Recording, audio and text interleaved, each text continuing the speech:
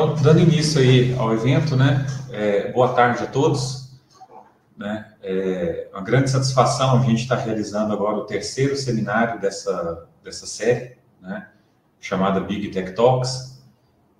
Esse terceiro evento, né? Ele vai ser um evento focado num conjunto de dados que a gente tem disponibilizado e produzido bastante coisa, que são os produtos de dados do Sentinel-2, tá? Antes da gente começar, eu queria fazer um agradecimento à equipe que tem ajudado aqui no Tech Talks, né? O colega Alex Fernandes, da DIPTC, o Douglas Uba e o Diego Souza, da DISSM, o colega Ivo, da COPDT, né? E os colaboradores, o Rafael, a Luana e o Renan, né? Que estão sempre participando com a gente, ajudando a gente na organização do evento. Joia.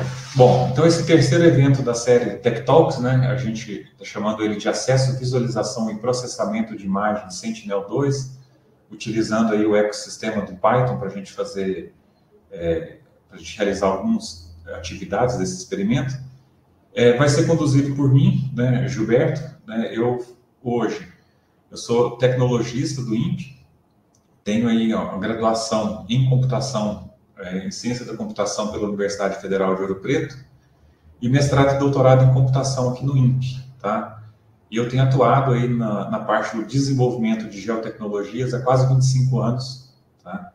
E atualmente eu estou à frente de um programa, né, que é chamado Programa Base de Informações Georreferenciadas, a BIG, que é um programa que foi criado de maneira transversal aqui dentro do INPE, as áreas da Coordenação Geral de Ciências da Terra.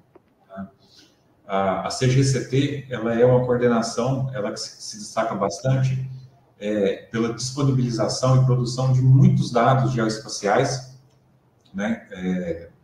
Desde da parte de satélites de superfície, como Amazônia 1, Cibers 4, Cibers 4A, a gente também disponibiliza dados da constelação Sentinel, a parte atmosférica com GOES, né? Uma série de produtos voltados para a meteorologia, né? E assim como dados também que são dados in situ, né? De redes de sensores, dados que são produzidos pelos programas de monitoramento ambiental, como Queimadas e o Biomas BR. Então, a gente tem uma coordenação que produz bastante dado, disponibiliza bastante dado. E esse programa ele vem com esse objetivo de fazer a integração e modernização do acesso às bases de dados geoespaciais do INPE, né, e fornecer uma capacidade analítica em cima dessa base. Então, a ideia nossa com essa série de Tech Talks é justamente a gente aproximar, né, as pessoas, os usuários dessas bases de dados, das tecnologias, né, ao que está sendo feito aqui, alinhado com a BIG. Então, no evento hoje, além de mim, vai estar o colega, o Renan Marujo também. Renan, peço que você se apresente para o pessoal. Olá, pessoal, boa tarde. Meu nome é Renan Marujo, eu sou formado em Ciência da Computação, tenho um mestrado em Sensoriamento Remoto e um doutorado em Computação Aplicada, e venho atuando há alguns anos como colaborador do Brasil DataCube e trabalho bastante na parte que cuida dos dados. Isso. E o Renan, ele é responsável hoje principalmente por esses produtos que são gerados do Sentinel-2. Então, hoje é uma boa... A gente vai ter uma tarde boa de discussões e é um ponto aí, né, uma pessoa importante nessa parte dos dados com Sentinel. Dentro do programa da BIG, a gente tem uma meta, né, de médio e longo prazo aí, que é a construção de uma plataforma computacional voltada para ciências e aplicações intensivas em dados, né? A gente tem hoje um repositório aqui de petabytes de dados dentro do INPE, que é uma produção contínua de dados geoespaciais, e a gente tem também um centro de dados, né, com a capacidade de ter bastante recurso computacional de alto desempenho para poder fazer o tratamento, né, e a operação dessa produção de dados. E a gente está construindo uma plataforma de software agora, integrando essas duas partes, né, principalmente para a gente prover para a sociedade, a academia, setor privado, tomadores de decisões, né, uma infraestrutura computacional que possa ser também compartilhada por grandes projetos e grandes demandas aí do Estado brasileiro. Hoje, o que a gente já tem integrado aí? A gente tem um portal que se chama data.imp.br, tá? Esse subdomínio, ele está abrigando para a gente uma página que funciona como um atalho para os conjuntos de dados e para as aplicações que a gente tem aqui na CGCT, tá? Então, os dados de satélite, de clima e tempo, os dados de queimada, os dados de uso e cobertura do programa Biomas BR, a parte associada à Carta Internacional de Desastres, uma série de aplicações, todas vocês encontram dentro desse data.imp.br os atalhos, né, e os links para poder fazer acesso a essas aplicações e os dados. Uma coisa interessante dessa nossa atividade agora dentro da BIG, né, tem a ver com a padronização dos protocolos de acesso a dados, né? A gente tem usado um protocolo chamado Spatial Temporal Asset Catalog, que vocês vão ver hoje na apresentação, junto com o Renan, para poder fazer acesso aos dados Sentinel-2, mas esse protocolo também pode ser utilizado para poder fazer acesso aos dados da Amazônia, dados que são produzidos sob demanda, né, para a Carta Internacional, como dados preparados do sensor WPM com resoluções de 2 metros, produtos do MERGE, de precipitação diária ou horária. Então, tem uma série de produtos aí, mais de 63 produtos, já catalogados e que já são disponíveis através dessa API ou desse protocolo chamado Stack. Essa aplicação que fica embaixo do Stack/Browser, data.imp.br/Stack/Browser, ela é uma aplicação que simplesmente faz uma navegação em cima desse novo catálogo, né, do Stack e faz essa apresentação visual, né, para a gente poder navegar. Então, aqui só para vocês terem uma ideia, a gente disponibiliza já, através do Stack, uma série de produtos, Cibers 4, da câmera MUX, PAN de 10 metros, 5 metros, a WFI, nível 2 de processamento, nível 4 digital, nível 4 refletância de superfície, tá? Cubo de dados do Cibers 4, os produtos do 4A a gente também já está disponibilizando através dessa interface, os produtos do Sentinel-2, né, dos vários níveis que a gente tem de processamento, mais o cubo de dados Sentinel, na composição de 16 dias, dados do Sentinel-1 e do Sentinel-3, tá? Dados do Landsat, modes e os dados que a gente começou a colocar do GOES, dados de temperatura e precipitação, tá? Tudo isso vocês vão ver que já é possível de vocês acessarem de maneira usando um cliente em Python ou em R para poder fazer essa manipulação, ou usar as aplicações que a gente tem disponibilizado embaixo do data.imp.br, tá? Então, as nossas aplicações também estão sendo construídas em cima desse protocolo do Stack, de maneira a as aplicações também fornecerem visualizações específicas para cada nicho, né? Mas preservando a forma de acesso, uma forma mais universal de chegar aos dados, tá? Então, o Datacube Explorer também já é uma ferramenta que está disponibilizado dentro dessa pilha de aplicações. O Terra Collect, para fazer coleta de amostras para uso depois por algoritmos de Machine Learning, Deep Learning. Os serviços onde a gente pode fazer consultas a várias bases de dados de uso e cobertura da Terra, como PRODES, DETER, TerraClass, MapBiomas e etc., e saber, dada uma localização, o que aconteceu naquela localização, o que todas essas bases de dados, né, elas dizem a respeito daquela localização, ou simplesmente usar um serviço chamado aqui o WTSS, que é um serviço de séries temporais, que ele atravessa a coleção de imagens e fornece para a gente uma série temporal associada a uma localização. E esses serviços, obviamente, podem ser utilizados em aplicações em Python, em R, em PHP, em Java, JavaScript, ou até mesmo a partir de interfaces gráficas prontas, como o Datacube Explorer, ou através de plugins, né? A gente tem um plugin desenvolvido por QGIS, né, que já permite a gente fazer a consulta sobre o canvas do QGIS, obter a série temporal, e se você clica num ponto dessa série, já é feita a visualização do mapa das imagens Sentinel, o Landsat, que a gente tem disponível aqui na base de dados do INPE. Além disso, a gente também tem diversos serviços baseados nos padrões OGC. Então, a gente tem uma série de mapas, principalmente mosaicos, que são servidos por esses serviços, como WMS, WCS e WFS. E a gente tem construído também um laboratório de ciência de dados geoespacial, um ambiente de computação interativa. A gente tem duas versões desse ambiente. Uma que a gente tem dentro do centro de dados, que é uma versão operacional, que está apoiando os grandes projetos, principalmente aí apoiando INPE, Embrapa e IBGE nos projetos do TerraClass.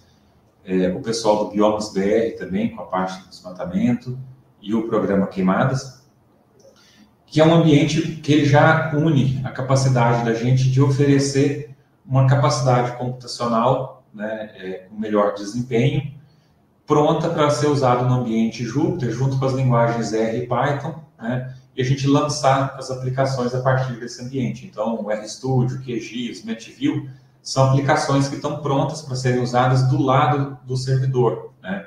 Então, através desse ambiente, a gente não tem esse tráfego de dados entre o cliente e o servidor, né? Fica tudo localizado na própria infraestrutura do INPE. A gente tem também uma instância desse PDC Lab, que é o que a gente mandou no convite para vocês, que é uma instância que a gente está chamando de acadêmica, né? Que é uma versão mais experimental, que roda nos laboratórios da gente aqui em São José, né? E que serve também para a gente fazer essa parte de capacitação, disseminação, né, das tecnologias.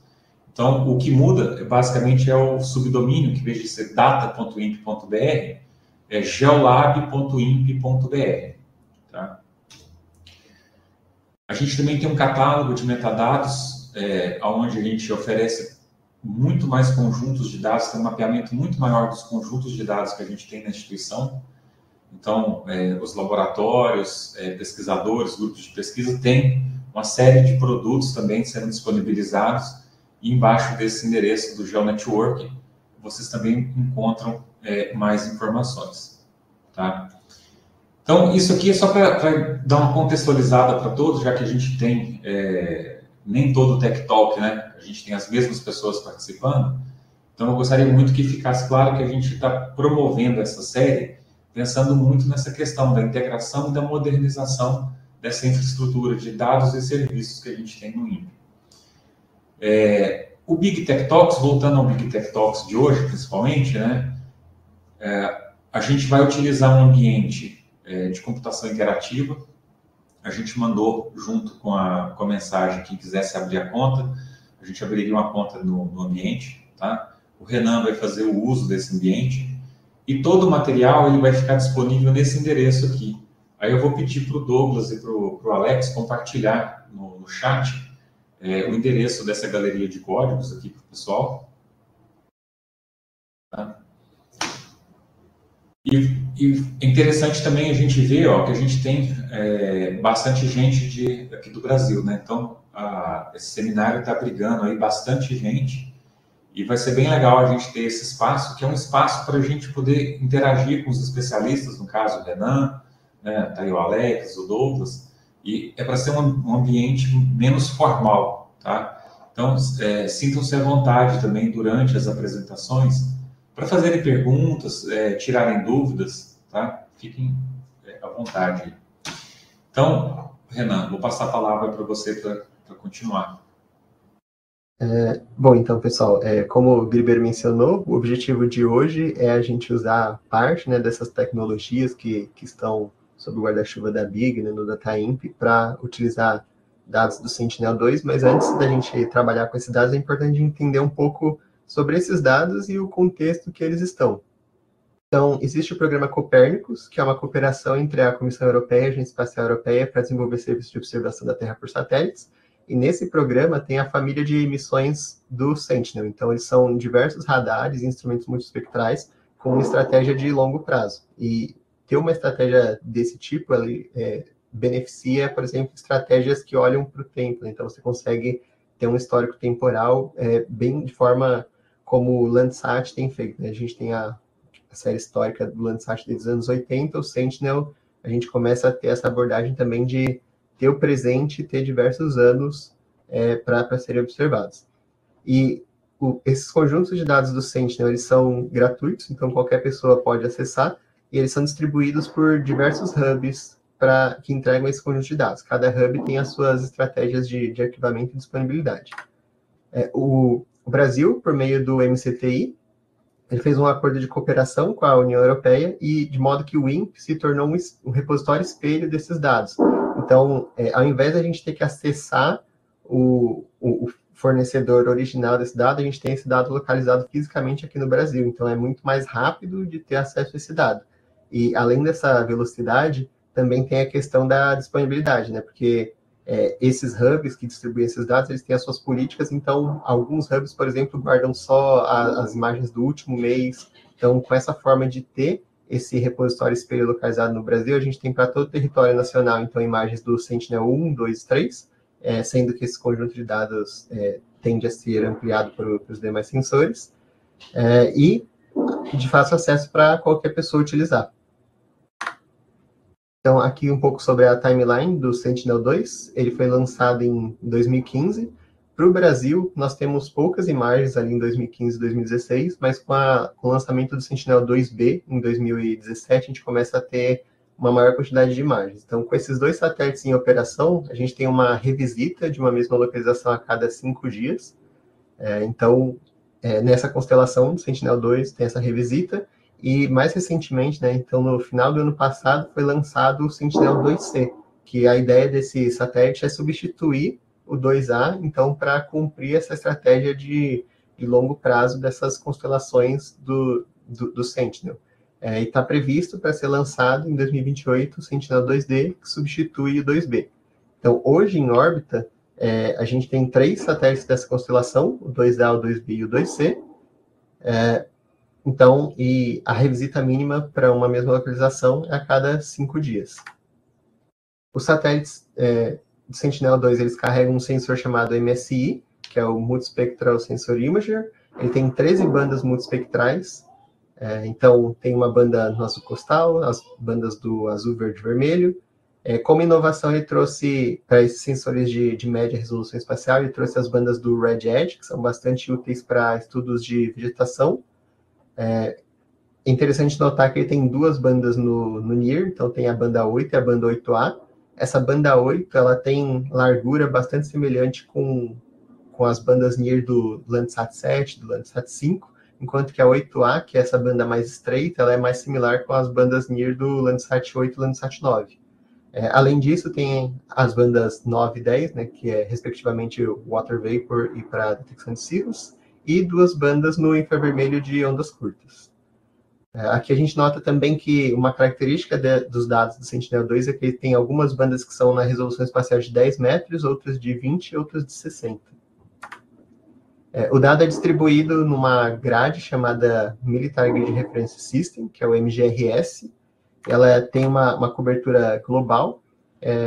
Um exemplo que eu gosto de dar de uso dessa grade, né? Então, em Minas Gerais, a gente tem uma célula dessa grade, que é o 23LLF, é o código dela. Então, 23 significa a zona, o TM dessa grade, o L é a latitude, e o LF indica a célula dentro dessa posição para a localização dele. Então, para o Brasil, por exemplo, a gente tem 1.045 tiles que cobrem todo o território nacional. Então, nesse repositório que esse espelho, né, que o INPE tem, a gente, para todos esses tiles do Brasil, a gente tem imagem dessas regiões.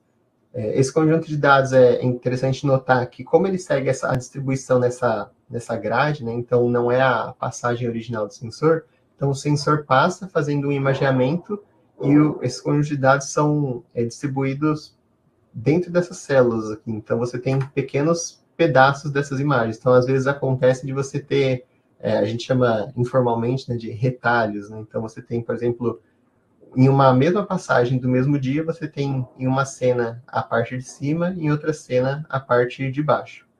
E ainda sobre essa grade, é importante notar também que ela tem uma sobreposição entre áreas vizinhas. Então, alguns processamentos, como, por exemplo, correção atmosférica, eles são feitos tomando como área a área dessa célula. Então, essa área que você tem de sobreposição são imagens do mesmo dia, mas elas podem apresentar valores levemente diferentes, devido a essas correções. A nomenclatura de uma cena. Então, quando você baixa um dado desse, ele vem um arquivo, ele pode vir um arquivo comprimido, e dentro desse arquivo tem um diretório com o nome dessa cena e um ponto safe, que a gente já fala um pouquinho sobre ele, mas só vamos destrinchar um pouco sobre a nomenclatura desse conjunto de dados. Então, o primeiro campo é o satélite. Nesse exemplo aqui, S2A significa que veio do satélite Sentinel-2A. O MSI é o sensor.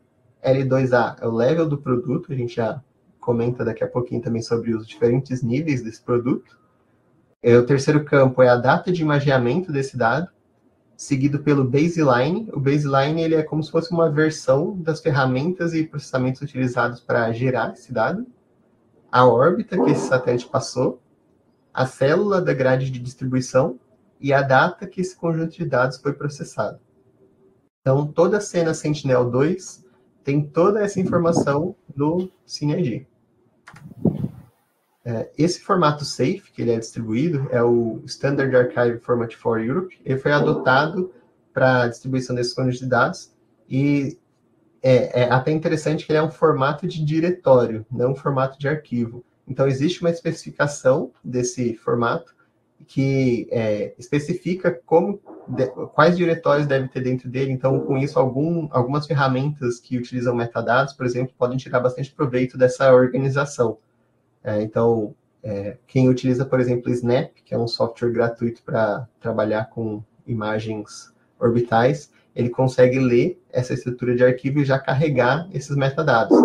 Mas se você quer trabalhar diretamente com as imagens, então você tem que navegar nessa estrutura de diretórios, então abrindo o diretório grânulo, o diretório que contém a passagem, e o diretório da imagem, aqui você vai ter todas as bandas espectrais. Então, no caso do Sentinel-2, eles são distribuídos como JPEG 2000, que é essa extensão JP2, e a partir dessa imagem você consegue trabalhar fazendo suas análises em cima dessa imagem.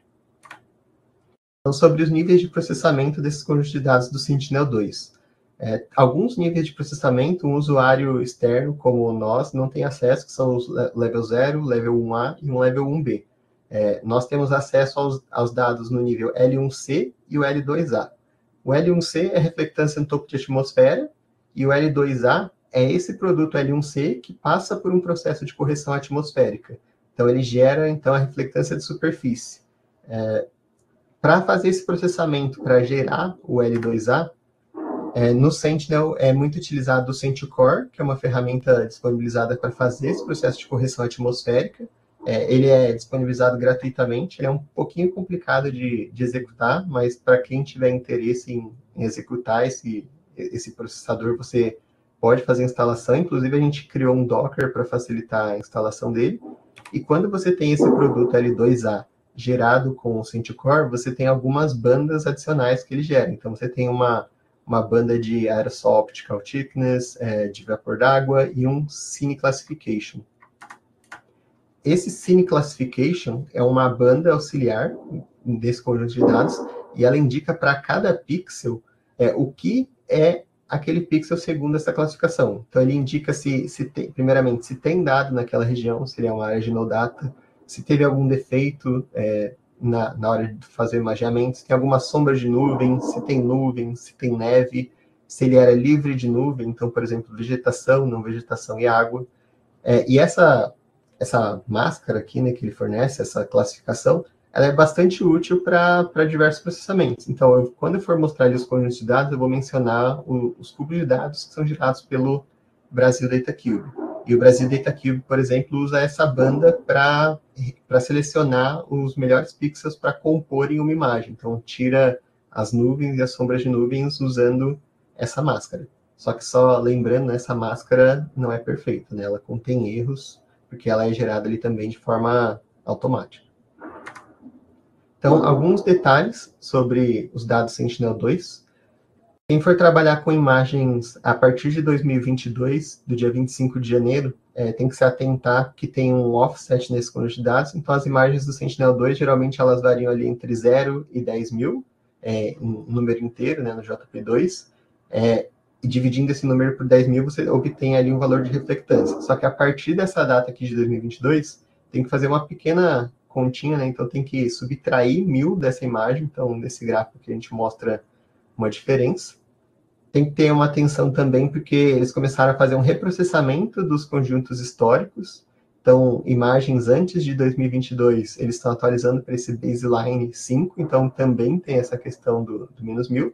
E esse reprocessamento é feito para uniformizar esse baseline para melhorar a calibração.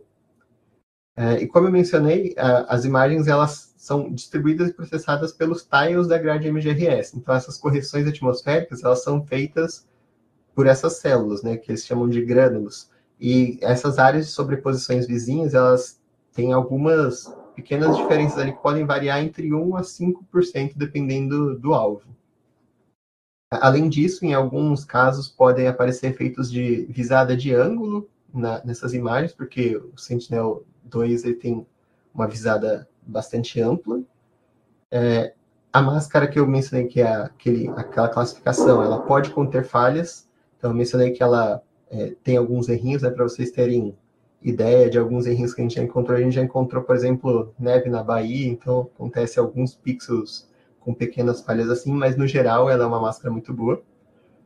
E falhas ocasionais, então perda de pacotes de dados para todas as bandas ou para algumas bandas específicas podem ocorrer, mas são bastante raros. Renan, antes de você ir para frente, você já tem uma pergunta no chat. O L2A é considerado um dado pronto para análise? Certo. Então, o L2A ele é considerado um dado RD, né, Ready Data, Analysis Ready Data, só que ARD é bastante conceitual, porque muitas vezes o que é ARD para mim não é ARD para outra pessoa. Então, existe um comitê, que é o CIOS, que eles definem o que é o ARD, e segundo as especificações do CIOS, o L2A ele é um ARD. Inclusive, os dados do Sentinel-2, eles são categorizados nesse CIOS ARD. Então, como que a gente faz para acessar esses conjuntos de dados? Primeiramente, você pode acessar os catálogos dos hubs do Copernicus, só que, como o Griber mencionou, a gente tem esses dados aqui nessa infraestrutura do IN. Então, é muito mais rápido você ter acesso por essas infraestruturas. Então, eu vou mostrar aqui algumas das formas de acessar. A primeira que eu vou mostrar é o Stack Browser, que é por meio desse link aqui. Vou colar no chat para facilitar, caso alguém queira dar uma olhada também. Então, esse é o Stack Browser. Aqui tem diversos conjuntos de dados, não somente o Sentinel. Então, como o Guilherme mencionou, tem os dados do CBER, tem os dados do Amazonas, tem os dados do Landsat. A gente pode escrever aqui, ó, Sentinel, e vai mostrar todas as coleções Sentinel que tem disponíveis aqui.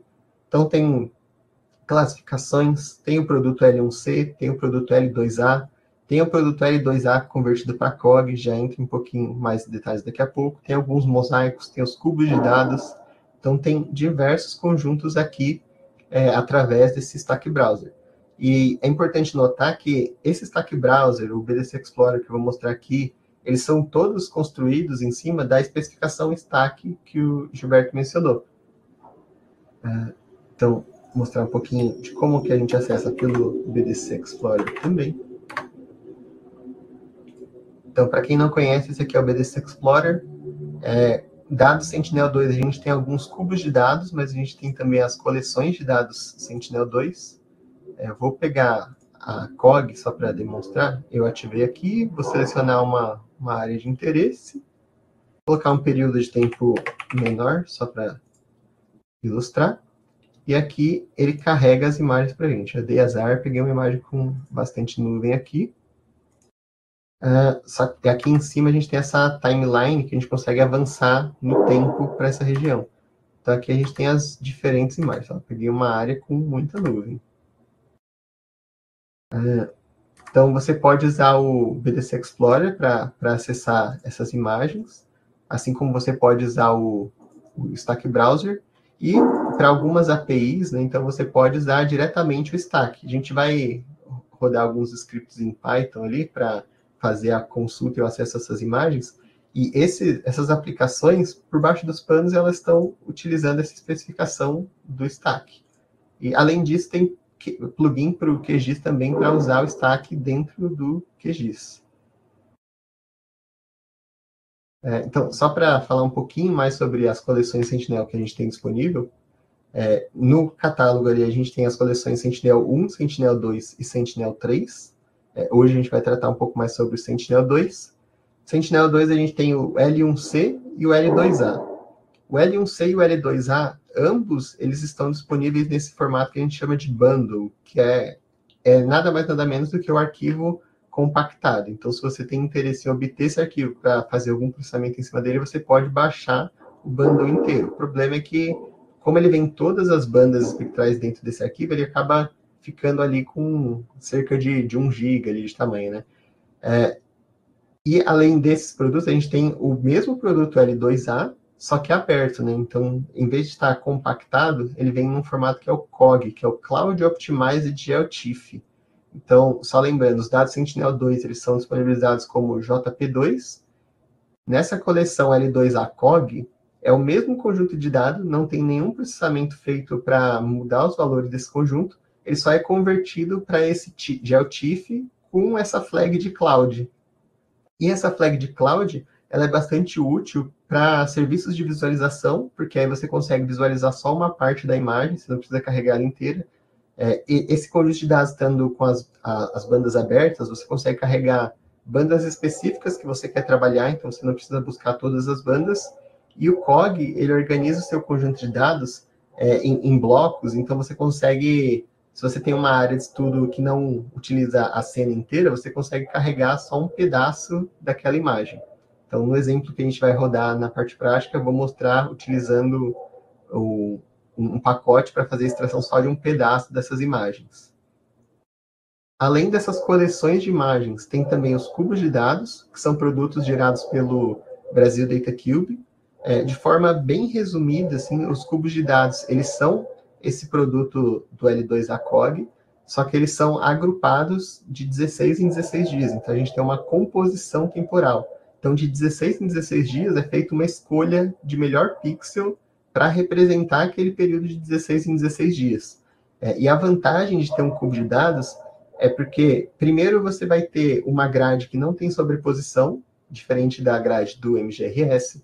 Você vai ter o seu dado inteiro em uma única projeção, você vai ter seu dado inteiro em uma única resolução espacial. Então, aqui no COG, a gente tem 10, 20, 60 metros de resolução espacial nas bandas. Num cubo de dados, você tem isso padronizado.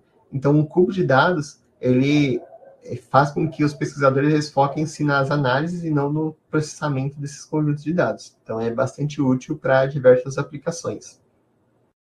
Além desses cubos de dados, tem também os mosaicos. Então, são ferramentas para suporte, principalmente para interpretação visual. Então, aqui tem um exemplo de um mosaico feito para a Amazônia. Aqui tem um exemplo de um mosaico feito para o Cerrado, utilizando falsa cor.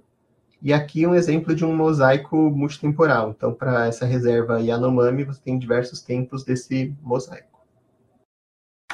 Os dados Sentinel-2, a gente tem de 2022 até a data presente, tanto para os L1C Bundle quanto para o COG, Cloud Optimized GeoTIFF, sendo que os dados de 2015 a 2021, nós temos eles no INPE, mas eles estão em integração nesse catálogo, então no futuro próximo eles estarão disponíveis para acesso aqui também, enquanto que os cubos de dados a gente tem desde 2017 até a data presente.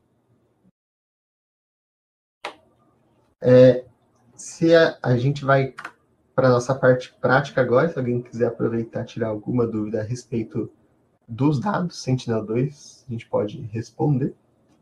Então, imagino que todos tenham recebido... Só mais um parênteses aí. Volta nesse slide com os 4 produtos que estão aí o 37 ali, o slide 37. Isso é importante a gente frisar, né? Que assim, a gente está mantendo esse catálogo de imagens do Sentinel-2 praticamente online. O que significa que todo mundo tem acesso a essas imagens de maneira quase que instantânea, né? ela vai depender também da banda da pessoa para poder fazer o acesso e, obviamente, a quantidade de requisição que a gente recebe aí no nosso ambiente, tá? Mas esse acervo, a ideia nossa é terminar essa integração de 2015 a 2021, né? Os próximos, esse ano de 2025 e 2026, e ter tudo isso online, né? Que é um acervo muito rico para a gente poder realizar estudos, né? Operações, monitoramento, né? Então, a intenção nossa é que isso tudo esteja totalmente integrado aí até o final do ano, início do ano que vem. Tá? Uhum. E aí tinha uma pergunta no site, aqui do lado, acho que foi do Felipe, né? Para produtos comerciais existe alguma restrição de uso? Não, a gente não tem restrição de uso dos dados, né? As restrições são os mesmos que você vai encontrar com os produtos da ESA, né?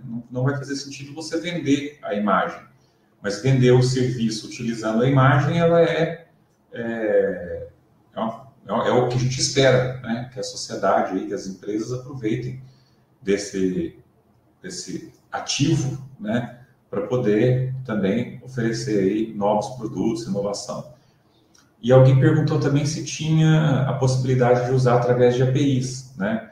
Vocês vão ver aí durante a demonstração do próximo bloco que a parte onde vocês fazem a descoberta e a busca das imagens, né? Vocês vão interagir diretamente com a API. Então, esse endereço que eu coloquei por último no chat, o dataimpbr/bdc/stack, né? Ele vai ser o ponto de referência desse catálogo que sabe, né, responder essas consultas, e a partir desse catálogo ele vai retornar para vocês os endereços da onde estão, de fato, os arquivos com as imagens, tá? E aí vocês podem usar essa API para fazer a busca, o HTTPS para poder fazer o acesso. O Renan vai falar mais especificamente, mas a gente usa um formato que permite a gente fazer visualizações mais facilmente, né, que é o Cloud Optimized GeoTIFF, que é um GeoTIFF preparado para um ambiente de cloud, né, de maneira que as ferramentas mais modernas conseguem consumir esse dado por partes. E a gente também tem uma série de outros serviços que vocês podem utilizar. Então, o TMS, que vai ser apresentado num dos notebooks, do Jupyter Notebooks, ele também é um endereço de serviço que é possível também vocês solicitarem a renderização do mapa como um TMS, tá? E fora os produtos que estão sendo servidos via WMS, no caso do cubo de dados.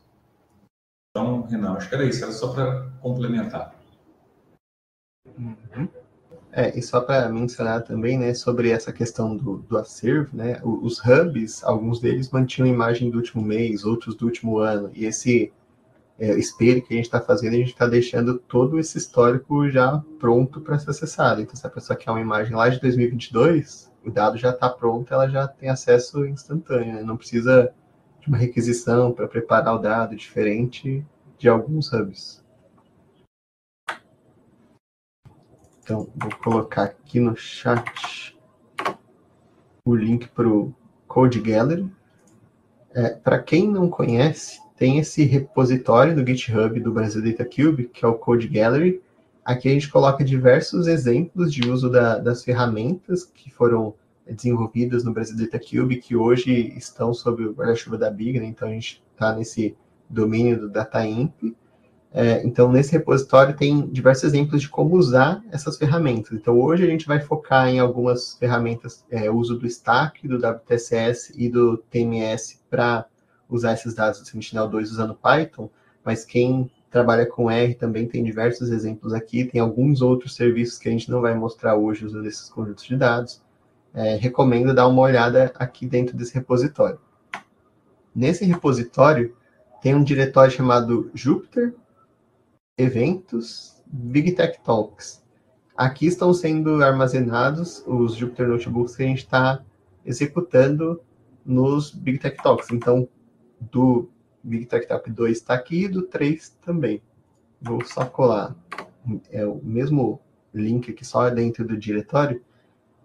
E a ideia para a nossa parte prática hoje é que a gente vai executar esses 3 Jupyter Notebooks. Então, primeiro ilustrando o uso do Stack, que é uma especificação para descoberta e acesso às imagens, do WTSS, que é um serviço desenvolvido no INPE para extração de séries temporais, e do TMS, que é esse serviço que o Gilberto mencionou para fazer a visualização dessas camadas de imagem. Então, pessoal, eu imagino que vocês tenham conseguido acesso ao ambiente de computação acadêmico, né, o GeoLab, que o Gilberto mencionou. Caso alguém não tenha acesso, assim, é possível, esses notebooks são possíveis de ser utilizados na sua própria máquina, só que aí você vai ter que garantir a instalação dos pacotes, né? E quando a gente utiliza esse ambiente, a gente garante que está todo mundo utilizando uma configuração parecida, além de esse ambiente estar mais próximo dos conjuntos de dados, né? E também aqui a gente garante que está todo mundo com as mesmas versões do ambiente idêntico. Então, seria interessante se todo mundo conseguisse abrir aqui no GeoLab. Aí, para a gente colocar os notebooks no GeoLab, a gente tem 2 opções. A gente pode abrir um terminal aqui na tela inicial dele e fazer um git clone desse repositório, ou uma opção mais simples de ser feita é abrir esses notebooks aqui no GitHub. Você pode fazer o download de cada um individualmente. Então, vou baixar um aqui, por exemplo. Você pode clicar nele e arrastar ele aqui para a área do seu ambiente. Então, você vai fazer o upload desse notebook para essa área. Então, eu vou pedir para todos abrirem os notebooks.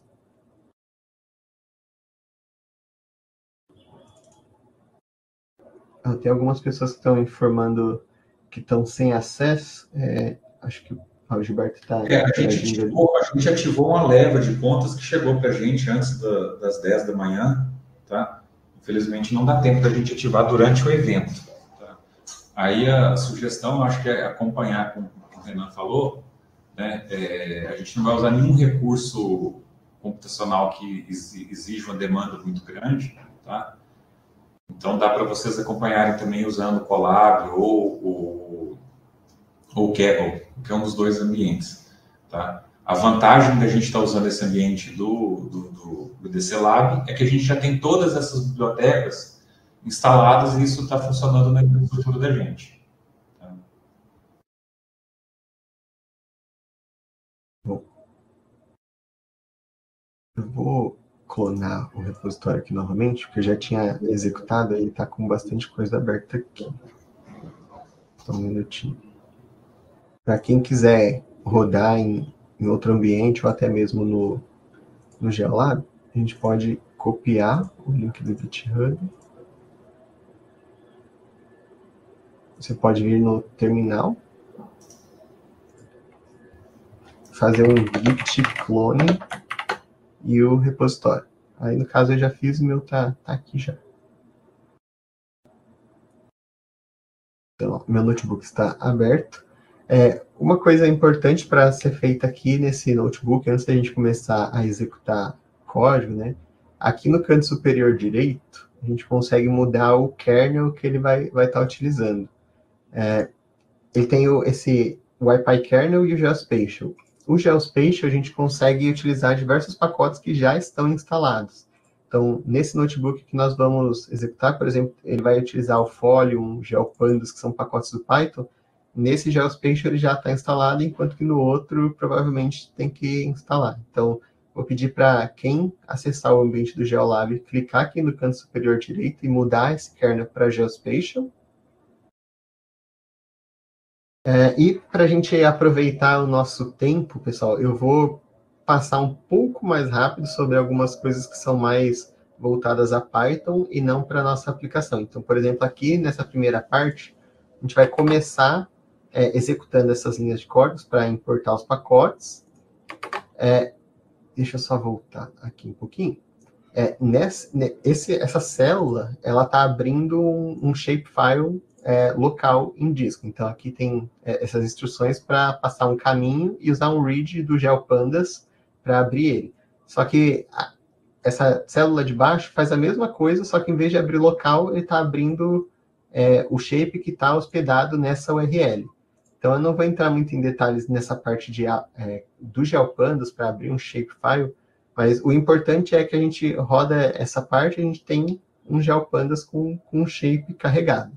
Então, nessa próxima linha do Folium, para quem não conhece o Folium, ele é um pacote para fazer mapas interativos. Então, aqui está sendo executada uma linha para fazer visualização desse shape que eu carreguei ali atrás.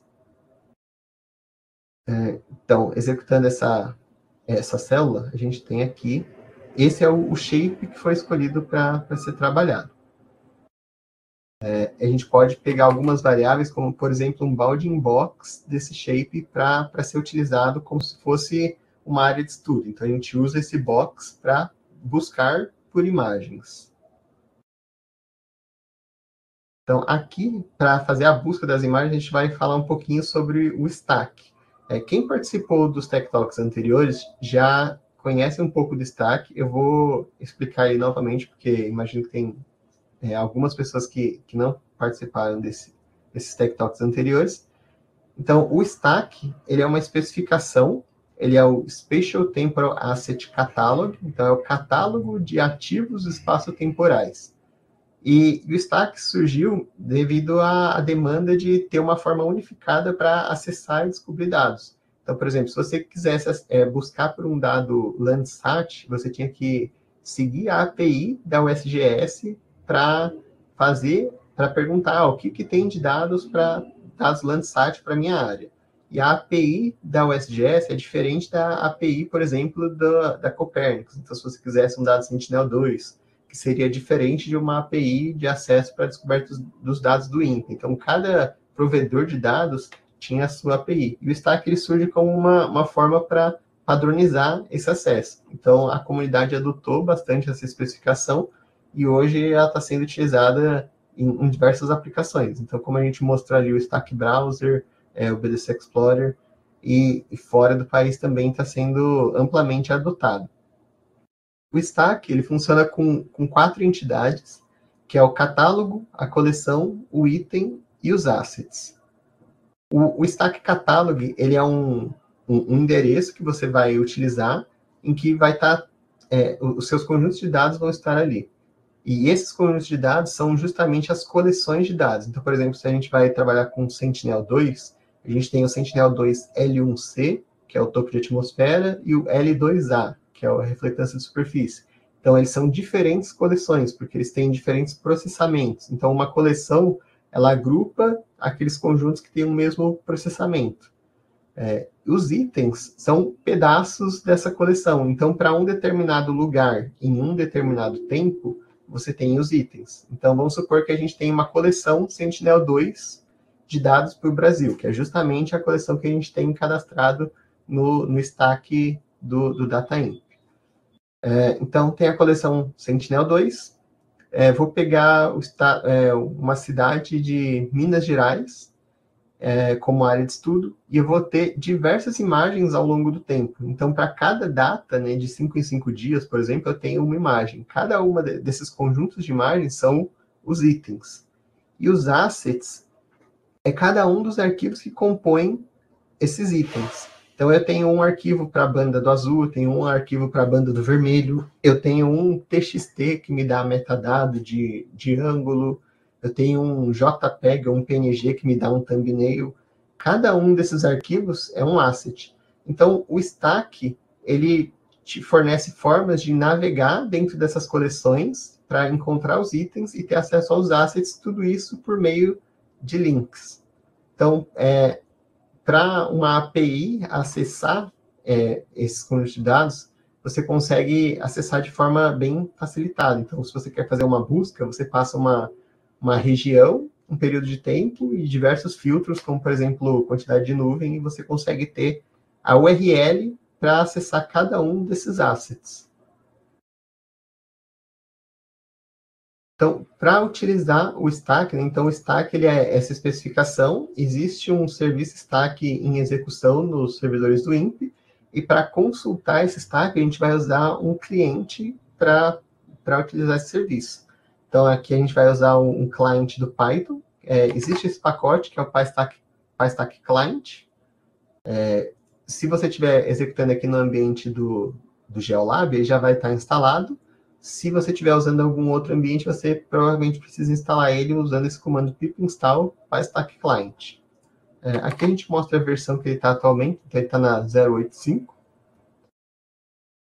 E aqui começa o funcionamento desse client. Primeiro a gente aponta para um endereço que tem esse serviço rodando. Então, a gente coloca aqui PyStack Client, abra esse endereço daqui. Deixa eu dar um pouquinho mais de zoom. E aqui é justamente o endereço do stack do INP. Então, todas as coleções que a gente tem cadastradas para serem divulgadas, elas vão estar disponíveis via esse link aqui. Então, quando a gente coloca aqui, abre esse daqui e mostra as informações, ele vai falar, ó, esse aqui é um catálogo do INPE, e a gente pode pegar várias informações. Então, por exemplo, o ID é o INPE, o title é o servidor de stack do INPE, uma descrição onde ele vai explicar o que é esse stack que a gente está consultando. Mas o que é mais importante é a gente saber o que tem de dado para eu acessar. Então, a gente pode colocar aqui um catálogo.getCollections e mostrar cada uma dessas coleções. Então, aqui vai ter uma lista bastante grande com todas essas coleções que tem disponíveis no catálogo do INPE. Então, que é o que a gente mostrou ali nos slides. Então, tem coleção que é dados do Amazônia em diversos níveis de processamento, dados do Cibers em diversos níveis de processamento, dados do Landsat, Sentinel-2, dados meteorológicos, cubos de dados, mosaicos, classificações, todos esses conjuntos de dados disponíveis aqui no catálogo. Então, cada linha aqui é uma coleção de dado disponível. Então, por exemplo, esse aqui é o S2L2A Bundle, que é o Sentinel-2 compactado. Deixa eu pegar aqui um mosaico de dados do Sentinel-2 para a Amazônia, um cubo de dados do Sentinel-2 de 16 em 16 dias, a coleção Cloud Optimized GeoTIFF do Sentinel-2, que é essa daqui, inclusive, que a gente vai utilizar. Então, é o S2L2A-1, esse tracinho aqui indica a versão dela. Então, olha só, tem diversas coleções aqui, tem mais de 50 coleções publicadas ali. Então, se a gente quer acessar essa coleção S2L2A, a gente coloca aqui catálogo.getCollections e o nome da coleção que a gente quer acessar. Então, ele busca e traz aqui diversas informações para a gente. Então, se alguma dessas coleções aqui de cima, você quer conhecer um pouco mais sobre ela, você pode procurar no description, que vai ter uma explicação de o que é aquele conjunto de dados. E aí, no stack, a gente pode... Então, uma vez que a gente escolheu uma coleção para utilizar, a gente pode fazer um get items para buscar os itens que tem disponíveis nela. Então, só lembrando, é uma localização no espaço e um período de tempo. Então, quando a gente coloca aqui um get items, aqui está limitando a 20 para mostrar só 20 na tela. Então, ele mostrou aqui 20 itens. Então, são os mais recentes que entraram ali, provavelmente.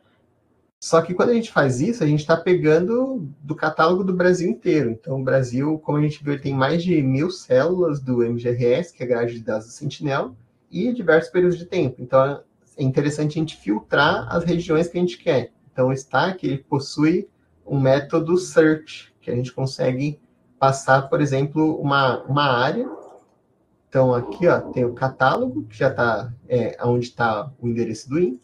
O search, a gente fala quais coleções a gente quer buscar. Então, aqui a gente vai buscar pela coleção Sentinel-2. Um bounding box, que é uma área que a gente vai buscar. Você pode passar uma geometria também, ele consegue aceitar. E um período de tempo. Então, aqui está sendo buscado dados da coleção Sentinel-2A para a nossa área de estudo, desde o começo de 2024 até o dia 21 de março desse ano. Inclusive, você pode passar alguns filtros como quantidade de nuvens que você quer nessas imagens. Então, aqui o LT é less than 10. Então, a gente pode buscar, a gente pode fazer um match para ver quantas imagens, quantos itens ele retornou. Então, se a gente limitar aqui com esse fator de nuvem, ele retornou aqui a 103 itens. A gente pode fazer essa mesma busca, só que sem passar esse filtro de nuvens, por exemplo. Então, a única diferença dessa célula para essa daqui é esse campo que limita as nuvens. Então, aqui, essa busca virá todas as imagens independente da quantidade de nuvem. Aí, olha aqui, ele retorna que tem 269. Então, ele retornou muito mais imagens. E aí, a gente pode ver o que ele retornou de item, então. Então, aqui ele mostrou 269, vai ter uma lista bastante grande aqui, né? 269 itens. A gente pode clicar nessa lateral dele, que ele agrupa aqui pra gente. Mas, ó, cada um desse daqui é um item encontrado para essa busca para a área de estudo. E aí, esse item search, ele te dá um generator aqui, né? Então, o construtor você consegue manipular como você quiser. Eu, particularmente, gosto de colocar dentro de uma lista para acessar pelos índices da lista. Então, só converto ele para a lista, mas eu tenho a mesma estrutura ali de cima. Bom, mas então quando a gente está trabalhando com stack, o que a gente definiu a nossa coleção, a gente encontrou os itens, mas no final das contas o que a gente quer é ter acesso às imagens ou aos arquivos, né, que são os assets. Então a gente extrai os assets desse item. Então, aqui, esse itens, ele está pegando todos esses itens e colocando aqui. E nessa célula de baixo, eu vou pegar apenas o primeiro item. Então, o primeiro desses 260 e poucos itens. Então, olha aqui, a gente tem algumas informações, como o nome dele, se a gente quiser a geometria, o bounding box, qual coleção que ele faz parte. E se a gente colocar um item.assets, ele mostra todos os ativos que ele tem. Então, esse item específico, ó, aqui, vamos até dar uma olhada aqui, ó, é um Sentinel-2B, sensor MSI, é um produto L2A, né, porque ele está dentro da coleção L2A, para o dia 19 de março de 2025. E essa área aqui, que é a 23LLG, que é a célula da grade do MGRS. Esse item aqui, ele tem todos esses assets. Então, ele tem um arquivo que é a banda AOT, ele tem um arquivo que é a banda 1, um arquivo que é a banda 2, e diversas outras bandas. Então, a máscara SCL, o TCI, que é o True Color Image, que é um TIFF com 3 bandas já em RGB, para facilitar uma composição visual. Ele tem todos esses assets. Então, supondo que eu queira pegar a banda 4, que é a banda do vermelho, a gente pode pegar aqui só o B04, e aí carregou esse asset. E aí dentro desse asset a gente tem um href, que tem o link, e algumas outras informações explicando o que é esse dado. Então, olha, é um GeoTIFF, ele representa essa data, ele tem esse tamanho, então o tamanho dele aqui, ó, é aproximadamente 200 megas, né? Então aqui está em bytes, tem uns 220 megas. E a gente pode acessar cada parâmetro desse, cada campo desse do item especificamente. Então, se a gente quisesse pegar só o link, né, a URL para esse dado, a gente pode chamar aqui o href. E aí, uma vez com esse href, a gente tem acesso a essa imagem. Então, se você clicar nesse link, por exemplo, ele vai baixar aqui no seu navegador. Mas você pode usar esse link para usar pacotes para acessar essa sua imagem. Então, por exemplo, o raster.io é um pacote em Python para trabalhar com dados rasters, então dados matriciais. E a gente pode usar ele para abrir essa imagem. Então, se a gente colocar aqui, por exemplo, import raster.io para carregar essa imagem, e fizer um raster.io.openhref, aqui ele está abrindo o cabeçalho daquele conjunto de dados, então a gente já tem acesso aos metadados, mas quando a gente dá um ponto .read, ele vai fazer a leitura desse conjunto. E aqui, então, só usando a Matplotlib para mostrar esse conjunto de dados. Então, aqui, ó, essa URL que eu acessei, ela deu um arquivo de 220 megas. Então, quando eu mandei abrir, se você estiver rodando no seu ambiente, isso pode demorar um pouquinho, porque essa abertura de arquivo, ele abriu 200 megas aqui para abrir essa imagem. Vou mostrar ali na frente, carregando só um pedaço dela, mas quando a gente dá esse read, ele abre ele inteiro. Mas então, com o stack, aqui a gente conseguiu, usando essa URL, abrir uma imagem. Então, essa aqui é a imagem, a imagem 0 da nossa lista para a área de estudo. Aqui tem outro exemplo usando stack, só que em vez de usar um bounding box, passando uma geometria. Então, aquele shape que eu abri lá no começo, ele tem um campo que foi criado em Geometry Union, então tem uma geometria criada aqui, e pode utilizar o stack para fazer a mesma busca que foi feita anteriormente. Então, aqui como resultado, ele tem 269 itens encontrados. E da mesma forma, a gente vai, então, buscar por esses itens, só que agora a gente vai fazer uma leitura, não abrindo a imagem inteira. Então, a gente vai tirar proveito um pouco da forma que esses arquivos foram salvos. Então, como a gente mencionou na apresentação, essa coleção específica, que é o Sentinel-2 L2A COG, ela está salva como Cloud Optimized GeoTIFF. Então, a gente consegue acessar esses blocos da imagem e carregar só um pedaço dela. Então, para quem trabalha aqui com Raster.io, por exemplo, tem uma classe chamada Window. E aí, nesse Window, você consegue passar essa janela dentro da imagem e carregar só aquele pedaço. Então, se a gente for carregar essa mesma imagem que a gente carregou ali de 200 megas, a gente consegue pegar só um pedacinho dela que tem alguns kbytes ou poucos megabytes, por exemplo. Então, nesse notebook aqui, a gente colocou duas funções de exemplos. Uma que é justamente para fazer a leitura usando essa classe do Window, e uma chamada Normalize, que ela vai fazer uma normalização da imagem para a gente fazer uma visualização dela depois. Então, aqui, novamente, só buscando os assets. Então, a gente viu ali que os assets, a gente tem os diversos links. Colocando esses assets em diferentes variáveis, então, do azul, verde, vermelho e do near. Carregando aqui esses assets, mostrando na tela a URL de um deles. E agora, ó, a leitura de cada um desses assets usando aquela janela. Então, quando a gente fez a leitura de uma única banda, tinha sido 200 megas. Agora, cada linha aqui que está sendo carregada é só um pedaço da imagem, então ele roda muito mais rápido. A gente carregou um pedaço muito menor. A gente pode, inclusive, fazer uma visualização dessas imagens. Então, aqui a gente consegue ver que é só um pedacinho daquela imagem original.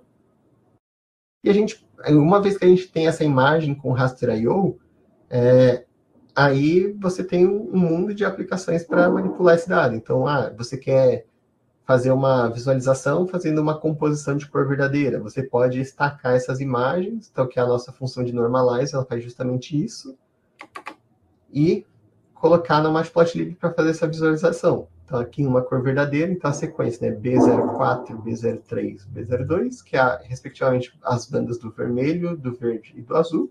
Então, é RGB. Se você quiser fazer uma falsa cor, você só muda a ordem dessas bandas ou coloca outras bandas. Então, aqui, por exemplo, está sendo utilizado infravermelho próximo. E uma vez que você carregou isso com Raster.io, você tem a matriz do seu conjunto de dados como um NumPy, que é uma biblioteca bastante famosa no Python também, para trabalhar com raster, né? Então, com matrizes. Então, do stack, né, que é essa especificação para acesso e descoberta dos dados, a gente tem esse notebook que a gente executou. Nesse repositório do Code Gallery, para quem quiser se aprofundar um pouquinho mais, é que o nosso tempo hoje é um pouco mais reduzido, mas aqui no repositório a gente tem diversos outros notebooks, então, se tiver interesse, vocês podem acessar aqui, tanto para Python quanto para R, e ver outros usos desse serviço. E agora, pessoal, a gente vai para um outro notebook, se não houverem dúvidas aqui, que é o do WTSS, que é o Serviço de Extração de Séries Temporais.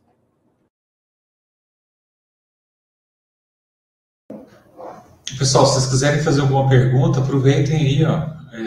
Podem abrir o microfone também, tá? Fiquem à vontade. Como eu disse no início, a ideia é que seja uma coisa mais descontraída aí, menos formal ou informal, né? Para que a gente possa ter uma interação maior. Então, pode seguir, Renan. Tá. Bom, pessoal, então eu abri o notebook de número 2 aqui, que é o WTSS. Só lembrando, quando a gente abrir um notebook aqui no ambiente, só trocar o kernel aqui para Geospatial, para ele já aproveitar alguns pacotes que a gente tem instalado. O Rodrigo abriu a câmera, não sei se ele quer falar algo. Não? Beleza. Não, desculpa, foi... Não, tudo certo. Bom, então, só mudar o kernel aqui para Geospatial. O WTSS é um serviço que foi criado para extração de séries temporais. Ele já está previamente instalado aqui no ambiente do Geospatial, só que eu vou instalar uma versão mais recente. Então, a primeira linha aqui do notebook vai ser um pip install para instalar a versão 2, que ela tem algumas novas funcionalidades. Para quem não conhece o WTSS, eu gosto sempre de mostrar aqui no portal do BDC Explorer. Espera que meu navegador ficou um pouquinho lento. Deixa eu só recarregar essa página. Bom, mas aqui no portal do BDC Explorer, a gente tem esse segundo botão superior direito, que é um botão de estatística. A gente pode clicar em qualquer lugar aqui no mapa e ele vai extrair para a gente a trajetória da Terra, que é um outro serviço, que é o WRTS, e vai pegar as séries temporais aqui para esse ponto específico que eu cliquei, que esse aqui é justamente o WTSS. Então, é o serviço que, dado uma localização, ele extrai as séries temporais desses conjuntos de dados. Então, ele tem basicamente 3 operações. O List Coverage, que ele mostra o que ele tem de dados para ser utilizados. O Describe Coverage, que ele descreve cada um desses conjuntos. Então, você pode pedir uma descrição de um determinado conjunto de dados. E o método Time Series, que é o método que faz a extração dessa série temporal. Então, aqui tem a explicação nesse notebook, né, do que é o serviço. Para a gente rodar ele no Python, a gente pode fazer um pip install WTSS. Ele está no repositório do PyPI, então se você der um pip install WTSS, ele vai instalar. Aqui eu estou instalando, então, especificamente essa versão 2.0 Alpha 3. No final do notebook eu mostro para vocês por que eu estou usando essa versão especificamente.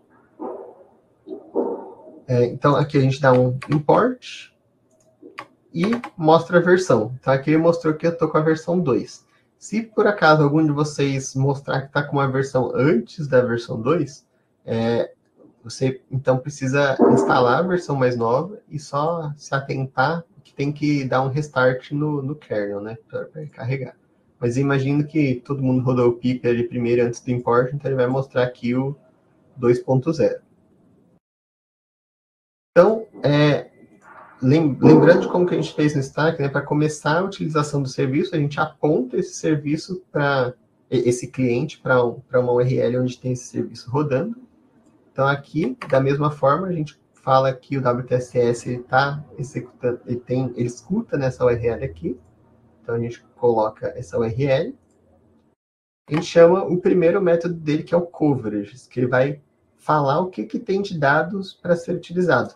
Então, hoje, ele está funcionando principalmente em cima das coleções de cubos de dados. Então, tem os cubos de dados do Cibers MUX, do Cibers WFI, do Landsat, dados do Mode 13, do Mode 11, e o cubo de dados do Sentinel-2, que é o conjunto de dados que a gente vai utilizar hoje para extrair algumas séries temporais. Então, a gente coloca aqui, aponta ele para o conjunto de dados que a gente vai utilizar, que é o S216D-2, que estava listado aqui em cima. A gente pode chamar essa variável e ele vai dar um describe dela para a gente. Então, ele vai falar, o nome dela é esse daqui, esse conjunto de dados é um conjunto de cubos de dados gerados a partir dos dados L2 dados Sentinel-2 para todo o Brasil. Eles estão no formato Cloud Optimized GeoTIFF, eles têm 10 metros de resolução espacial, eles estão reprojetados e cortados na grade BDC-SM, que é uma grade do Brasil Data Cube, e eles são compostos de 16 em 16 dias, usando uma abordagem de escolha de melhor pixel chamada List Cloud Cover First, que é a escolha baseada na imagem com menor cobertura de nuvem primeiro. Então, aqui ele mostra todas as bandas espectrais.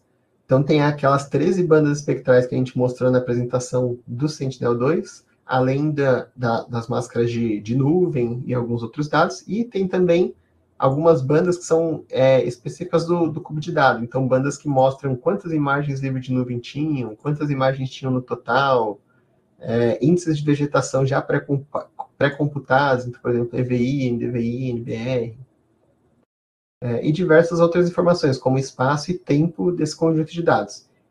E cada um desses campos pode ser acessado individualmente também. Então, nome, descrição, esses atributos. Aqui é interessante para a gente entender também o tipo de dado, né? Se ele é inteiro, se ele é float, qual que é o valor de no data desse conjunto. Então, ó, tem bastante banda aqui, o Sentinel-2, o Spatial Extent, a timeline a gente pode pegar a última e a primeira data para fazer uma timeline. Então, esse cubo de dados, ó, tem dados da data presente até 2017. Então, para quem quiser fazer uma análise utilizando o passado com o Sentinel-2, esses cubos de dados são uma abordagem possível para fazer esse tipo de análise. Mas aqui, então, a gente volta aqui para o uso do nosso serviço. Então, como eu mostrei ali no portal do Brasil Data Cube, eu cliquei num lat long. Então, ele funciona aqui com um lat long, a gente pode especificar. Vou só mostrar, usando o Folium, aonde que está esse lat long específico que eu cliquei. Ó. Então, ele está aqui no oeste da Bahia. Aqui. E para o serviço, a gente chama esse método .ts. Então, olha como é bastante simples o uso desse serviço. A gente, então, apontou para uma URL que tinha um serviço, escolheu uma coleção para usar, e agora a gente faz a extração da série temporal. Então, você fala quais bandas eu quero, né? Então, quais atributos. Então, você pode buscar já índice de vegetação já pré-computados, você pode buscar pelos valores das bandas espectrais e calcular seu próprio índice também. Passa aqui uma localização espacial, então, lat long, uma data de início e uma data de fim. E quando você fizer isso, pronto, você já tem a sua série temporal. Então, aqui tem a série do NDVI, então entre 0 e 1, e a série do B08. A gente pode, inclusive, usar algumas funções de plot para visualizar esses conjuntos de dados. Então, essa é a série temporal do NDVI e a da B08, desde 2022 até 2025, para aquele lat long específico que eu passei. E você consegue outros campos aqui dessa série também. Então, a timeline dela, caso você queira fazer um plot mais robusto. Quais que foram as bandas que eu busquei? Então, eu busquei o NDVI e o B08. Você consegue extrair os valores de cada banda de forma isolada. Então, se eu quero só o do NDVI, eu pego aqui só o NDVI. E uma vez que você tem essa série temporal, aí novamente cai para as especificidades da sua aplicação. Então, por exemplo, quem trabalha com séries temporais, algumas abordagens vão querer fazer uma filtragem em cima dela. Por exemplo, uma remoção de ruídos. Outras abordagens vão querer usar a série da forma mais crua possível. Então, depende muito da sua aplicação, se usa ou se não usa alguma abordagem. Aqui a gente vai só exemplificar como fazer uma filtragem, né? Então, passar um filtro. Tem esse pacote no Python, que é o SciPySign. Ele tem diversos algoritmos para trabalhar com sinais, então séries temporais são sinais. E dentro desses algoritmos tem o Savitz-Golay, que é um algoritmo para suavização de séries. Então, a gente não vai entrar nos detalhes do funcionamento desse algoritmo, mas esse algoritmo ele passa uma janela móvel sobre a série e ajusta ela de acordo com o polinômio. Então, aqui a gente define como parâmetros o tamanho dessa janela que ele passa e a ordem do polinômio que ele vai ajustando. Então, aqui a gente vai executar esse filtro e pegar a nossa série filtrada. Aí, para a gente visualizar uma comparação dessas duas séries, a gente consegue colocar aqui num gráfico o original e o suavizado. Esse lat long específico que eu peguei, a suavização com esses parâmetros não tem tanto efeito, mas a gente consegue ver aqui, por exemplo, nessa data de 17/11/2022, provavelmente era um ruído, que ele tinha um valor de reflectância negativa ali, e com a suavização ele fez um preenchimento aqui dessa série. Bom, então o WTSS ele funciona para extrair essa série temporal dada uma localização. E aí uma pergunta que a gente sempre recebe é, mas e se eu quiser fazer extração para uma área? Eu consigo passar um polígono, uma geometria? E aí, então, por isso a gente instalou aqui a versão 2, que ela dá suporte para essa extração. Então, nessa primeira célula, eu vou fazer exatamente o que a gente fez no notebook do Stack, só carreguei um shapefile a partir da URL, mostrando ele aqui na tela para a gente ver ele. Então, daquele conjunto de polígonos, eu peguei um polígono só, que é esse pivô, e a gente vai usar a geometria desse pivô para fazer a extração temporal, das séries temporais. Então, ó, o método para fazer a extração, ele continua o mesmo. É o método time series, você passa os atributos, né, as bandas que você quer extrair, só que em vez de passar um lat long, a gente passa um geon para fazer essa extração. E aí, com isso, ele extraiu todas essas séries. A gente pode fazer uma visualização dessas séries. Então, como aqui é um polígono, né, e tem diversos pontos ali dentro, então para cada ponto daquele está sendo buscada uma série temporal. Ele demora um pouquinho aqui para executar esse plot, mas não é questão nem do tempo do volume dessa busca, né? Porque por mais que ele busque para cada pixel dentro daquele polígono uma série temporal, a maior parte do tempo de espera que a gente tem aqui é da Matplotlib lidando com essas séries, porque para fazer o desenho desse gráfico, né, as múltiplas linhas das séries, ele fica um pouco pesado aqui para rodar, então ele demora um pouquinho, mas se a gente esperar um pouquinho aqui, ele já vai mostrar para a gente.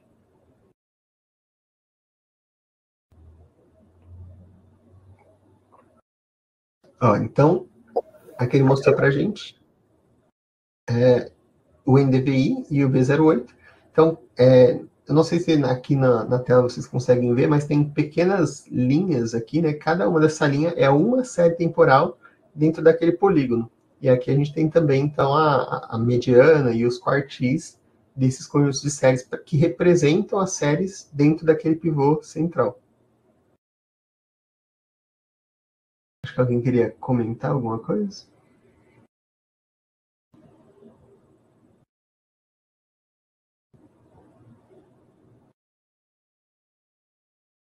Bom, então, Justa fez a pergunta se os dados da série temporal têm controle de qualidade. Eu não sei se eu entendi bem o que quer ser dito com controle de qualidade, né? Mas o serviço do WTSS, ele extrai a série dos dados, né? Ele não faz nenhuma modificação em cima dos dados. Então, por exemplo, aqui foi feita a extração das séries dos cubos de dados Sentinel-2. Então, os cubos de dados, eles são construídos seguindo a metodologia definida no Preço Data Cube. Então, tem a qualidade, por exemplo, com relação a nuvens, né? Então, é feita uma escolha do pixel da imagem com menor quantidade de nuvens. Então, na maioria dos casos, você tem ali uma imagem, um pixel livre de nuvem, mas em alguns casos passa uma nuvem. Pode ser ou pela máscara falhar, por exemplo, SCL falhar, ou por só ter nuvem em todos os períodos de tempo. Mas você pode extrair essa série temporal do cubo e, inclusive, extrair a máscara de nuvem do cubo e fazer um processamento usando esses dois juntos. Não sei se seria com relação a isso. A gente brinca aqui internamente que o WTSS ele é um canivete, né? Ele vai lá e pega as imagens, fura as imagens e traz só o dado bruto que está lá. A interpretação desse dado cabe a quem está fazendo a parte analítica, né? Depois, sendo que, como o Renan falou, né? Você pode recuperar também um atributo que diz, né? Não a qualidade, mas a possibilidade daquela classificação daquele pixel, né? Seria o SCL, que vai né?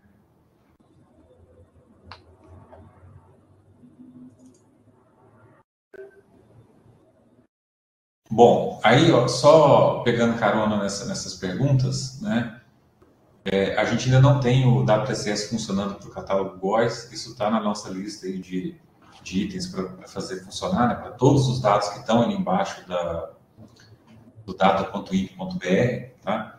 Mas vocês estão vendo que, assim, ó, nesse processo de modernização da infraestrutura, a gente já tem um bom protocolo para poder fazer a consulta, onde vocês conseguem fazer através de APIs, né, ou das aplicações, buscar os dados num dado período, num dada região, com filtros de atributos por tile, por região geográfica, um atributo específico, né, cobertura de nuvem, etc.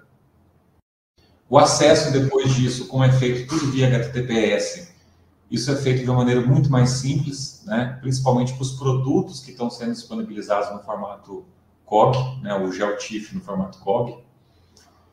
O WTSS, ele é um segundo serviço que é oferecido dentro dessa mesma infraestrutura para os dados, né, para permitir vocês fazerem recuperações que são diferentes e geralmente mais difíceis de fazer, que é você atravessar o conjunto de dados. E agora o Renan vai para o terceiro, né, Renan? Isso. A gente tem um pouquinho de tempo ainda, a gente consegue falar um pouquinho sobre o TMS. Bom, o TMS é o Tile Map Service. Aqui a gente consegue, deixa eu só, quem abrir, só lembrar de trocar o ambiente aqui para o Geospatial, para ter já instalado.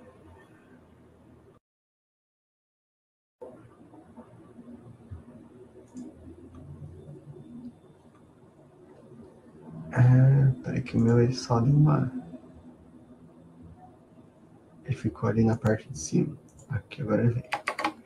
Tá, então estou executando essa célula para dar alguns imports. Então, nesses notebooks anteriores, a gente trabalhou com o Folium, né, que é um pacote para fazer esses mapas interativos, mas tem também o Leaflet, né? O Leaflet ele é um pouquinho mais aberto na questão de o que você pode fazer nesse mapa, né? Então, os dois são para propósitos bastante similares, mas para esse notebook a gente vai usar o Leaflet para colocar alguns elementos interativos na tela. Essa célula, igual aos dois notebooks anteriores, a gente está fazendo o carregamento de um polígono. Só deixa eu ver aqui, tá tudo certinho. Carregou o polígono, mostrou aqui. E a gente vai buscar um conjunto de dados usando o stack. Então, eu vou passar um pouquinho mais rápido por essa parte do stack, mas aqui é bem similar com o que a gente fez no primeiro notebook. Então, importou o stack, apontou para onde a gente tem esse serviço executando, que é o catálogo de dados do DataInf, escolheu uma coleção para ser utilizado, Sentinel-2 nesse caso, usou um search para buscar os itens e pegou esses itens aqui para serem utilizados. E aí, a gente, daquele conjunto de polígonos que tinha aqui, eu vou escolher um pivô central, que é justamente o polígono de número 22. Então, aqui eu estou só pegando um único polígono daquele shapefile e criando uma camada com esse polígono, para a gente visualizar aqui no leaflet. Então, criando um mapa do leaflet e adicionando essa camada do polígono. Então, aqui a gente tem o nosso leaflet e o nosso polígono ali próximo de Eduardo Magalhães, no oeste da Bahia. Pegar um bounding box desse polígono que a gente vai utilizar e os assets. Então, assim como a gente viu no notebook do stack, então os assets, para a gente ter acesso a essas imagens, está aqui os assets do item 0, então o primeiro dessa lista. E aí ele tem um asset que é o TCI, que é o True Color Image, que ele é um arquivo TIFF multibandas, então ele tem 3 bandas dentro desse arquivo TIFF, então True Color, né? Então cor verdadeira, então ele tem o red, as bandas do vermelho, azul e verde.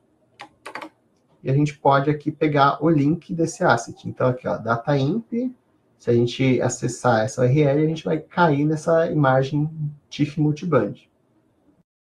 E aqui a gente pode criar uma camada, né, da cena. Então a gente pode utilizar esse serviço TMS, que está aqui, ó, no DataInf, para ter acesso à visualização dessa cena. Então, a gente passa aqui a URL desse TCI junto dessa URL do TMS. Então, aqui, dada a localização espacial ali, a latitude, longitude, o nível de zoom, ele vai ser espertinho o suficiente para carregar só o pedaço da imagem que está sendo visualizado.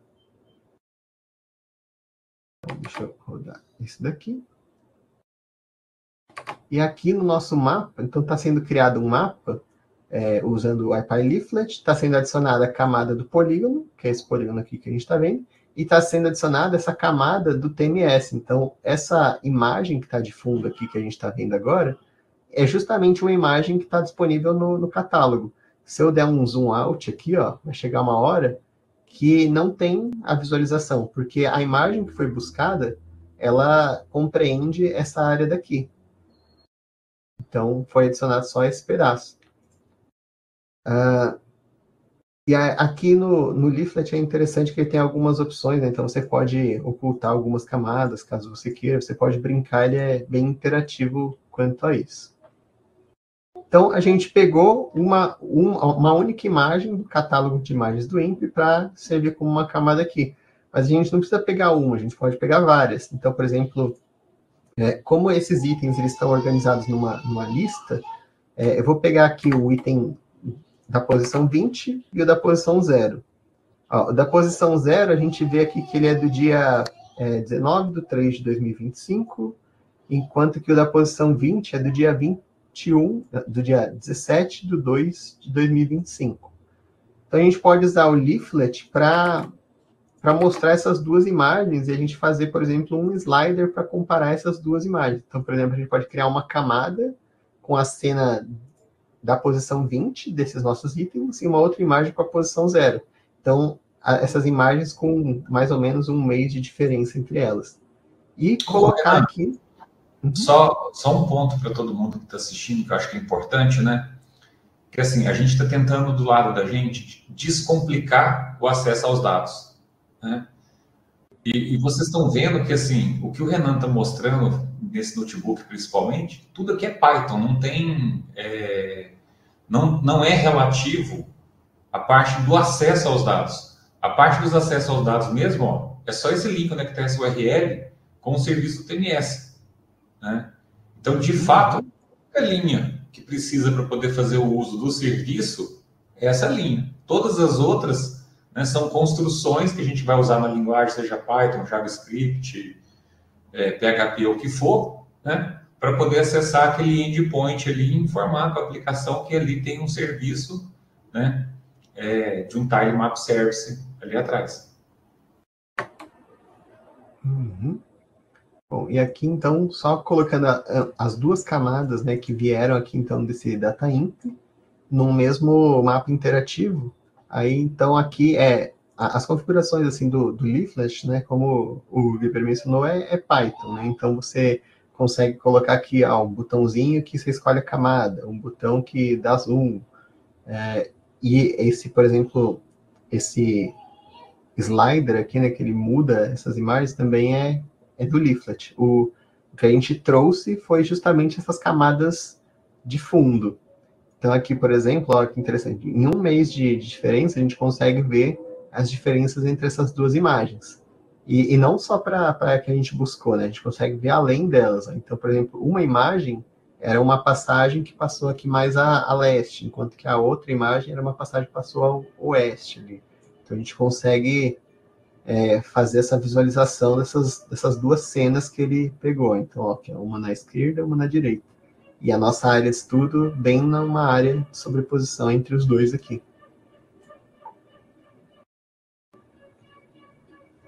Então, é isso, pessoal. Só lembrando, a gente tem esse material e está todo disponível nesse repositório do Code Gallery. Qualquer dúvida a gente pode responder agora também. Se quiserem conversar depois, a gente tem os e-mails aqui. A gente pode entrar pelo datasupport@mpr ou pode mandar e-mail para mim também. E lembrando, vai ter a disponibilização do vídeo no canal. O repositório é esse daqui, deixa eu colar aqui. Então, tem uma pasta chamada Jupyter e eventos dentro, aí aqui tem os Big Tech Talks. Se você tiver interesse, tem os cursos que foram dados em eventos anteriores e tem os notebooks das ferramentas que a gente usa. Então, a gente tenta criar um material didático ali com uma explicaçãozinha ali dentro do notebook, explicando o serviço e mostrando alguns usos. O Rafael pediu o link do canal, o Weber enviou ali para vocês. Então, Renan, acho que assim, né, a gente queria dar uma visão geral para vocês, né, principalmente na questão do dado do Sentinel, o que a gente tem disponibilizado aqui no INPE. Então, vocês vejam que da parte do Sentinel-2, a gente tem um acervo bem rico. A gente tem as ferramentas para permitir vocês terem o acesso a esses dados, tá, de uma maneira fácil. A gente tem ferramentas, né, que aí, principalmente para as instituições de pesquisa, estou vendo o pessoal da Unicamp e de outras universidades, né, se vocês precisarem de fazer um acesso a essa base de dados de uma maneira mais intensiva, né, sugiro que vocês entrem em contato com a gente, para a gente poder também poder acomodar a demanda de vocês dentro do ambiente do PDC Lab, mas na versão do centro de dados. Aqueles que quiserem também aprender mais sobre o uso dos dados, executar os notebooks e usar dentro da infraestrutura, né, entre em contato com a gente também. Tá? A Andrea mandou uma mensagem da SEMA do Pará, né? Joia.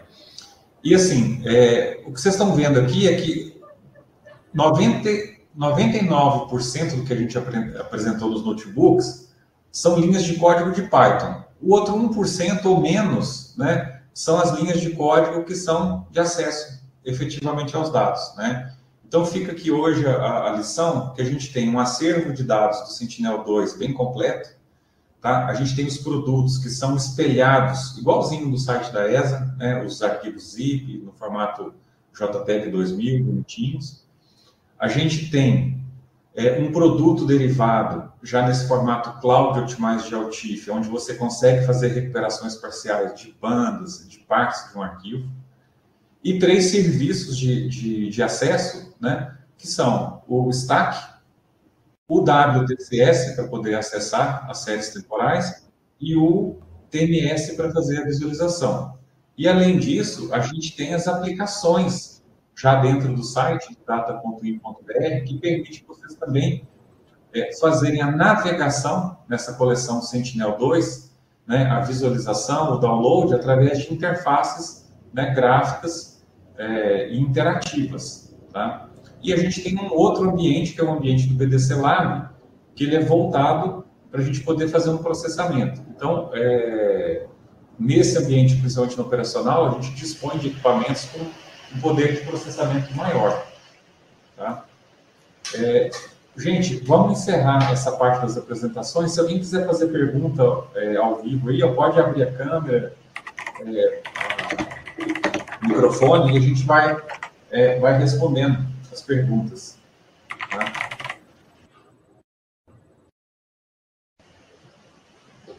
Tá? Outra coisa. No Tech Talk passado, eu fiz uma promessa que eu não cumpri, que era fazer uma compilação dos links e mandar para todo mundo que tinha feito o registro. Tá? Dessa vez, a gente vai tentar cumprir essa promessa. Tá? O Renan que vai cumprir essa promessa para a gente. Tá, Renan? A gente vai compilar o material, tudo direitinho. Assim que o vídeo for disponibilizado na próxima semana, lá no canal do YouTube que a gente colocou ali, a gente avisa também. Tá? Vamos para as perguntas?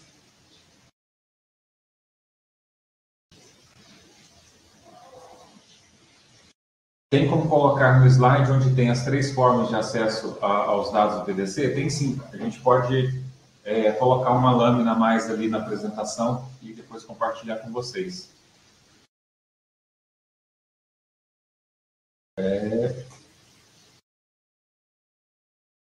Eu vou encerrar então a gravação.